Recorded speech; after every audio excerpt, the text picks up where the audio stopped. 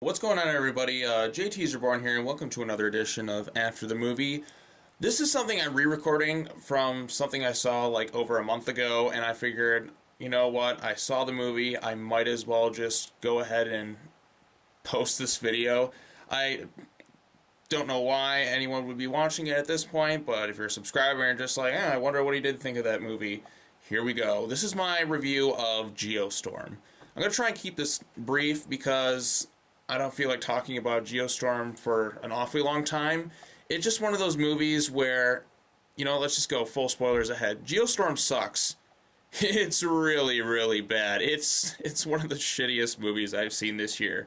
But, however, the last 15 to 20 minutes is just hilarious. I mean, this is a really, really stupid movie. This was directed by Dean Devlin. Now, if you don't know who Dean Devlin is, he's a co-writer and producer on a lot of Roland Emmerich's movies. So he helps write movies like Independence Day, the 1998 Godzilla film, 10,000 BC, I think, Day After Tomorrow, Independence Day Resurgence, shit like that. He's Roland Emmerich's, PIC, partner in crime, for a lot of their movies together. This feels like a 90s disaster movie, but just taken to a whole new level of absurdity. This is not a movie you release in theaters. This is a movie on the Sci-Fi Channel, and you know what? At the same time, I'm kind of fascinated. I'm like, how the fuck did you greenlight this movie at this much money, throw this much money into it? And I mean, this isn't the 1990s. This isn't the early 2000s. This type of movie is not going to sell, and apparently it flopped pretty bad. But I hear a lot of that's due to extended reshoots and that too, and due to the fact that they changed a lot of that movie for some reason because it tested negatively. Because it's a really stupid concept. So the plot of this movie is Gerard Butler is this guy named Jake Lawson, and you'll know his name because they say it about 18 goddamn times in the movie. I'm Jake Lawson. I'm Jake Lawson, and he invented this thing. He's the architect of something called Dutch Boy, which is a bunch of satellites in space. It's like a system of satellites that stop major weather events.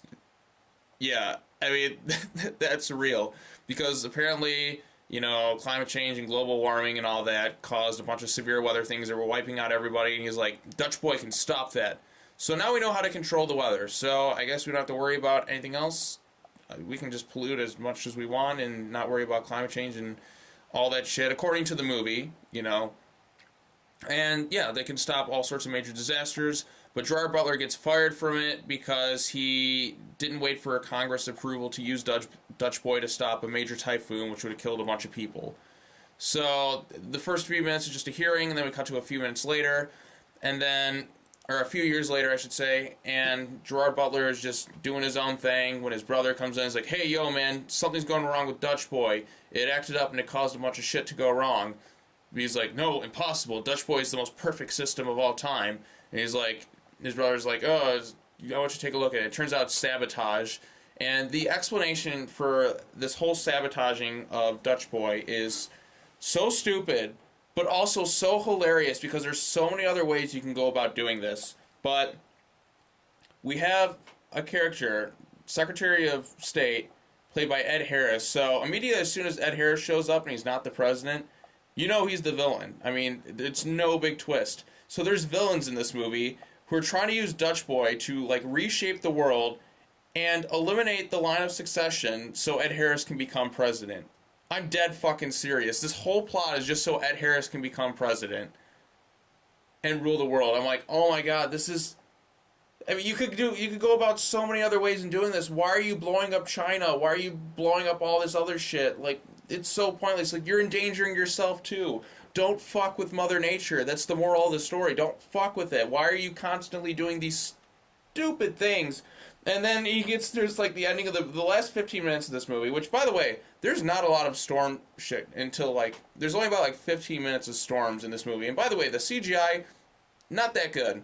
Why is it that the movie Twister has better tornado effects than a movie of Geostorm which just came out, this past year?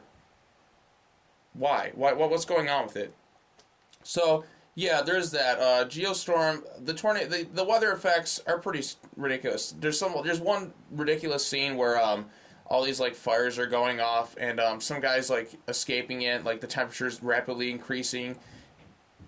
and basically he's trying to escape in a smart car, and we have this chase scene where this weak ass smart car is going through, like, avoiding buildings collapsing on it. I'm just in the theater, I'm laughing my ass off, like, this is just a fucking smart car. It's like, it's one of the most, if you drive a smart car, I guess good for you, but it's a shitty car. It's so shitty, and so, like, if you just get, like, lightly tapped, you're in a major accident, I'm like, they're trying to make this smart car look badass, and I'm just like, oh, good God almighty. So anyways, the last bit of the movie, Ed Harris, the president of that, he's giving a speech, played by Andy Garcia, giving a speech at the DNC, and it's Ed Harris causes a lightning storm and blows it up, killing, like, thousands of people and wiping out a lot of the city. But the president escapes, and then Jake Lawson's brother, Gerard Butler's brother, is, they're with the president, like, I'm kidnapping the president. I'm like, what is this, National Treasure? Book of Secrets? And then, so Ed Harris, his lightning storm plan doesn't work, and so he just, he's like, oh, the president's coming this way. He's like, oh, they're out of the storm. He's like, don't worry, I got this. He reaches in the back of his trunk, pulls out a fucking bazooka or rocket launcher, and blows up the president's car. And I'm just sitting there, like, what? Why couldn't you just do this earlier? Just blow him up or some shit. You don't have... Because, like, the whole reason he's using Dutch boys to make it look like an accident, or some shit like that, it's so stupid. It doesn't make any sense. Also, so Gerard Butler also has to try and, retake control of Dutch Boy in space. And he has, like, a ragtag team of scientists whose names you'll never remember, except for one guy named Hernandez, because at one point in the movie, after Dutch Boy is getting rebooted and the Geostorm's about to happen, Gerard Butler resets it, starts to blow up and stuff, and then he goes... Then just out of the slimmest possible chance, like, Gerard Butler gets saved by this guy, and he's like, Hernandez, you son of a bitch. And it's, like, that part I laughed really hard, because it was just really stupid. And then, basically, the movie ends, Gerard Butler is just with his daughter, which, by the way, the best stuff in the movie is, like, with Gerard Butler and his daughter, who's not in the movie, like, very much at all. And I actually thought the actress, who's also, like, the lead actress in, like, Annabelle Creation, did a really good job. The stuff with him and his daughter, I'm like, oh, man, if the movie could have been about those two, if they could have worked her into the plot more, it would have been an easier sit. Because this movie, the problem with it is, well, it's stupid, it's boring for the most part. I mean, you're just going to be like, this is just so stupid, but it's not really, like, an entertaining enough bad movie.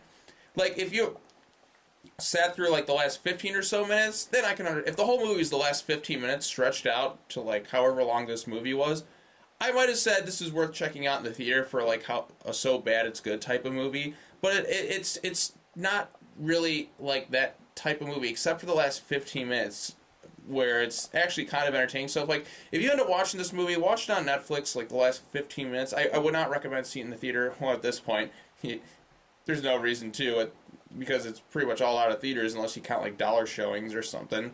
Or don't even bother renting it. Wait for it to be free on TV or something. There's no point in checking this movie out. I understand that they went through a bunch of reshoots, and it seems... Because I remember the first trailers dropped, it was like, oh, the satellite just malfunctioned. Then afterwards, it was like somebody's taken over. And I'm like, did they just rewrite the whole plot? I don't know. The weather scenes, there's not enough of them. It's so unrealistic. There's a part where this huge tidal wave hits, like, Dubai, and Dubai's completely underwater, but as soon as Dutch Boy's fixed, it's like somebody flushed the toilet, and all the water immediately, like, seceded back into the sea. Or receded, or whatever word I'm looking for. It just drained back out into the sea, and I'm like, no, bullshit, that would not work. Like, there would still be a lot of water in that left over. And just everything just immediately dissipates. It doesn't work like that. It would take some time, you know what I mean? Unless they're launching more satellite bombs to blow up the weather. I don't know, it's so goddamn stupid, and it amazes me that this movie got over $100 million thrown at it and thrown into theaters. I'm like, this is such a stupid concept. Like, why are you throwing all this money? It's not going to make money.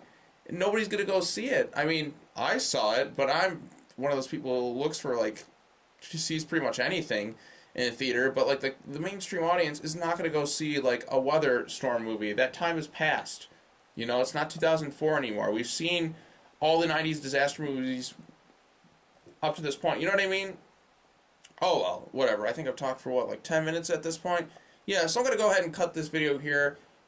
don't bother seeing Geostorm unless you just want to wait for it to come on to Netflix. Then I think you might get a good laugh out of it. But yeah, this is just a '90s disaster movie, just amplified to like an even dumber level. And I do have a soft spot for some '90s disaster movies. Like Independence Day is a classic. Independence Day 2, outside of Jeff Goldblum, I don't think it's very good. Although I did kind of laugh a bit at its like stupidity. But like I enjoy Independence Day. Volcano's pretty bad. I love Twister. Like Philip Seymour Hoffman, Bill Paxton, and goddamn Carrie Elways just make that movie. It's just an entertaining movie. But like this one, it doesn't have. It just drags, and it's not. It's almost too dumb, but not like. But it takes itself way too seriously at points, and like the humor doesn't work. But there's some ridiculous moments that I kind of laugh at. But it's just a bad movie. So I don't know what else I can say. But don't go see Geostorm. It's not really worth your time, even for someone who likes dumb, cheesy movies. It's only the last 15 or so minutes when the Geostorm finally hits and Ed Harris just pulls out a rocket launcher to blow up the president's car. There's not much else worth seeing. So, yeah. Thanks for watching, if any of you did, this long, couple month late review. So, yeah. Bye.